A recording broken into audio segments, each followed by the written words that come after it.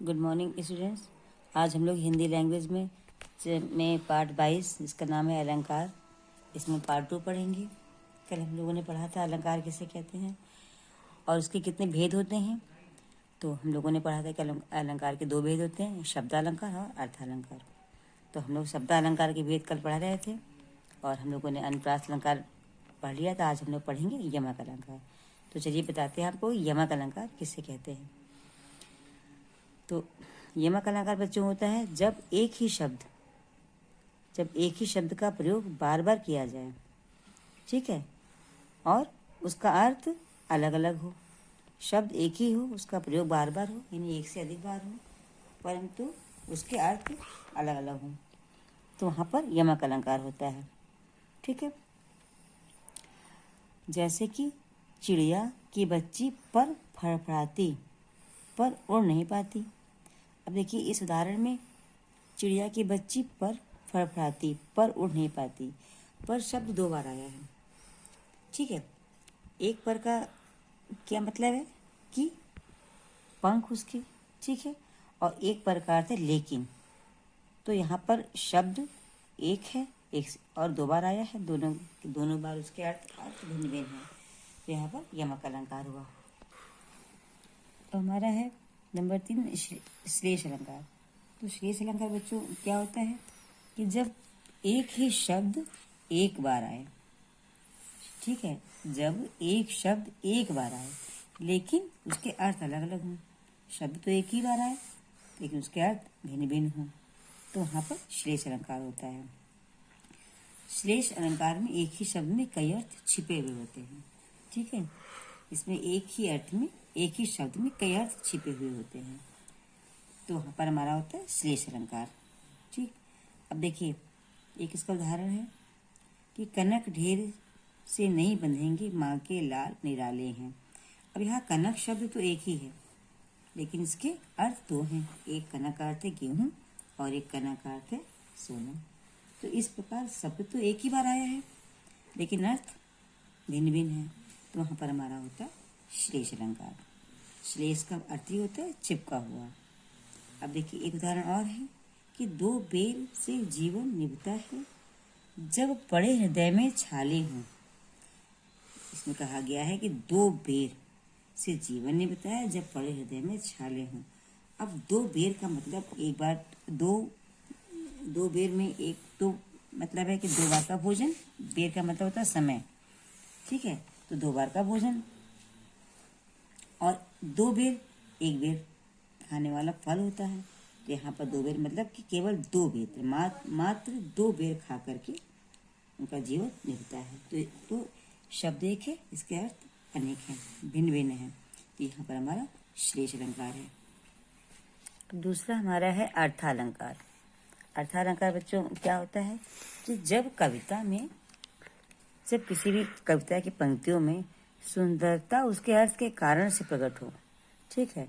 जब किसी शब्द के अर्थ से उस कविता में सुंदरता आए तो वहाँ पर हमारा अर्थालंकार होता है, यानी कि अर्थ के माध्यम से उस काव्य की शोभा बढ़े या उस कविता की सुंदरता बढ़े, तो वहाँ पर अर्थालंकार होता है, ठीक। अब इसके भेद कौन कौन से होते हैं, इसके भेद देखिए। उपमा अलंकार, रूपक अलंकार, उत्प्रेक्षा अलंकार, अतिशयोक्ति और मानवीकरण अलंकार, मुख्य इसके 5 प्रकार होते हैं, ठीक है। अब पहला हमारा है उपमा अलंकार। तो उपमा का अर्थ होता है कि किसी 2 वस्तुओं की तुलना करना, ठीक है। तो उपमा अलंकार में होगा कि जब किसी व्यक्ति, वस्तु आदि के रूप, गुण, स्वभाव और स्थिति की तुलना हम किसी दूसरे व्यक्ति, ठीक है, किसी दूसरे व्यक्ति वस्तु के साथ करें तो वहाँ पर उपमा अलंकार होता है, क्योंकि उपमा शब्द का ही अर्थ होता है तुलना करना। तो जब एक व्यक्ति के गुण, रूप या स्वभाव की तुलना दूसरे व्यक्ति के रूप, गुण, स्वभाव से या किसी दूसरे वस्तु से की जाए तो वहाँ पर हमारा उपमा अलंकार होता है। अब इसका उदाहरण देखिए कि हरिपद कोमल कमल से। हरिपद कोमल कमल से इसका उदाहरण है। यहाँ पर हरि यानी भगवान के जो पद हैं, पैर हैं, उनकी तुलना की गई है किससे, कमल से। कमल का पुष्प बहुत कोमल होता है, तो कहा गया है कि हरि के जो पद हैं, भगवान के जो चरण हैं, वो कोमल हैं कमल के समान। तो यहाँ पर हमारा उपमा अलंकार होगा। ठीक है। फिर दूसरा उदाहरण है पीपर पात सरस मन डोला। ठीक है, कि पीपर मतलब पीपल का जो पत्ता होता है, पात मतलब पत्ता, और पीपर मतलब पीपल का पेड़। तो पीपल के पत्ते की सरस मतलब की तरह, पीपल के पत्ते की तरह मन डोल रहा है। तो यहाँ पर मन की तुलना जो है पीपल के पत्ते से की गई है, क्योंकि पीपल का जो पत्ता होता है वो थोड़ी सी भी हवा चलने पर हिलता रहता है, और हर वक्त वो हिलता रहता है। कभी आप उसको ध्यान से देखना, हर वक्त वो हिलता रहता है। तो उसकी तुलना मन से की गई है कि मन भी उसी की तरह से हर वक्त डोलता रहता है। अब हमारा है दूसरा रूपक अलंकार। तो रूपक अलंकार बच्चों क्या होता है? रूपक अलंकार में क्या होता है कि जब हम किसी के गुणों की अधिकता की समानता के कारण उपमेय में उपमान का आरोप लगा देते हैं, यानी कि जब हम तुलना नहीं करते हैं, बल्कि उपमेय जिस वस्तु की तुलना हम जिस दूसरी वस्तु से कर रहे होते हैं उसको वही मान लेते हैं, तो वहाँ पर हमारा रूपक अलंकार होता है। तो इसकी परिभाषा होती है कि जब गुणों की अत्यधिक समानता के कारण उपमेय में उपमान का आरोप कर दिया जाए, यानी उसको वही मान लिया जाए, तब वो रूपक अलंकार होता है। ठीक है, इसमें तुलना नहीं करते बल्कि उसको वही मान लेते हैं। जैसे कि उदाहरण देखिए कि पायो जी मैंने राम रतन धन पायो। इन पंक्तियों में मीराबाई कहती हैं कि मैंने क्या पा लिया? राम रतन धन पा लिया है। मतलब कह रही हैं कि मतलब राम के नाम को उन्होंने धन, बिल्कुल धन ही मान लिया। राम के नाम को उन्होंने धन मान लिया है, धन जैसा नहीं माना है। तो उन्होंने कहा कि राम रतन धन पायो, यानी कि राम रूपी धन उन्होंने पा लिया है। तो यहाँ पर जिस वस्तु की तुलना हो रही है, यानी कि राम के नाम के गुण की तुलना धन से हो रही है, तो तुलना नहीं की गई है, राम को ही धन मान लिया है कि राम नाम के धन को उन्होंने पा लिया है। दूसरा उदाहरण है कि श्री गुरु चरण सरोज रज। श्री गुरु चरण सरोज रज, यानी कि जो श्री गुरु, यानी कि जो गुरु के जो चरण होते हैं, पैर होते हैं, वो किसके प्रकार हैं? उनकी जो धूल है वो सरोज के समान है। तो श्री गुरु, तो इस उदाहरण में गुरु के जो पैर हैं, गुरु के जो चरण हैं, उनको कमल की धूल के समान माना गया है, यानी कमल के प्रकार माना गया है। तो यहाँ पर तुलना नहीं की गई है, बल्कि उनके गुरु के चरण को ही कमल रज मान लिया गया है। अब हमारा है उत्प्रेक्षा अलंकार।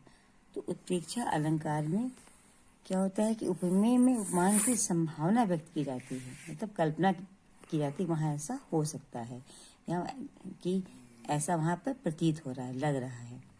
तो इसमें क्या होता है कि जब उपमेय में उपमान की संभावना व्यक्त की जाती है, तब वहाँ पर उत्प्रेक्षा अलंकार होता है।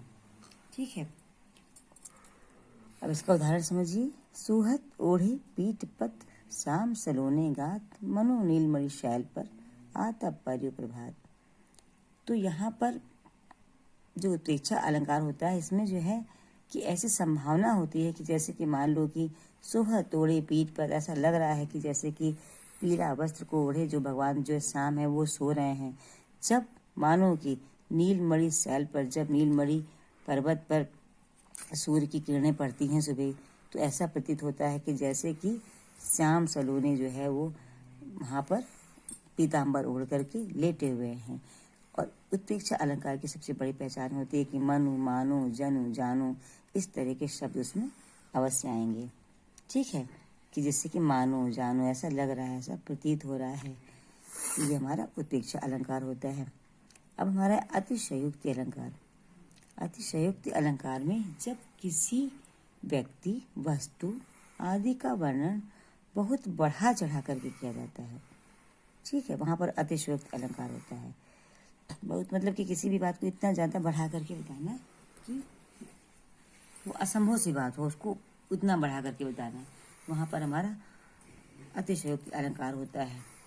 जैसे कि उदाहरण देखिए, लहरें व्योम चूमती उठती, मतलब लहरें, जो समुद्र की लहरें हैं वो इतनी ऊंचाई तक उठ रही हैं कि वो व्योम मतलब आकाश की, वो आसमान को भी चूम ले रही हैं।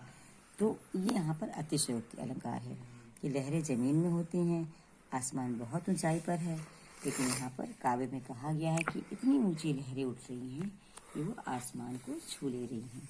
यहाँ पर अतिशयोक्ति अलंकार है।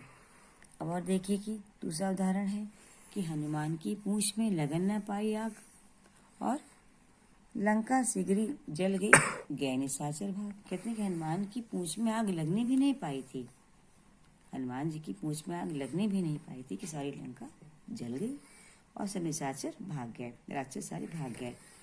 तो इतनी बात को बढ़ा चढ़ा करके कहा गया कि अभी पूंछ में आग भी नहीं लगी थी और लंका जल गई। तो यहाँ पर होता है अतिशयोक्ति अलंकार। ठीक है। अब हमारा है मानवीकरण अलंकार। मानवीकरण अलंकार होता है बच्चों कि जब प्रकृति के अंगों का काव्य में मानवीय स्वरूप के जैसे प्रयोग किया जाए। ठीक है।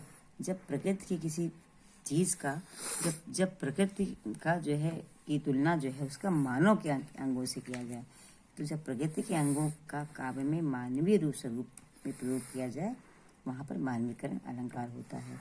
ठीक है। जैसे कि फूल हंसे कलियां मुस्काई, मतलब कि जब फूल खिल रहे हैं तो कहते फूल हंसे और कलियां मुस्कुरा रही हैं। तो यहाँ पे मनुष्य हंसता है ना, मुस्कुराता है, और यहाँ पर फूल के हंसने की बात हो रही है और कलियों के मुस्कुराने की बात हो रही है। तो इस प्रकार से जब प्रकृति का जैसे कि नदी है, तालाब है, आसमान है, चांद, सितारे, इन सब की तुलना हम किसी इंसान के रूप में करें तो वहाँ पर मानवीकरण अलंकार होता है। ठीक। तो ये हमारा मानवीकरण अलंकार है। अब बच्चों इसे आप अच्छे से पढ़ लीजिएगा। अभी आपके सिलेबस में केवल अनुप्रास अलंकार है और अर्था अलंकार मैंने आपको बता दिया है आगे के लिए, तो इसको भी आप अच्छे से पढ़ लीजिएगा और इसका PDF बना करके भेज दीजिएगा। कोई डाउट हो, कोई दिक्कत हो तो आप दोबारा पूछ सकते हैं। Okay, bye.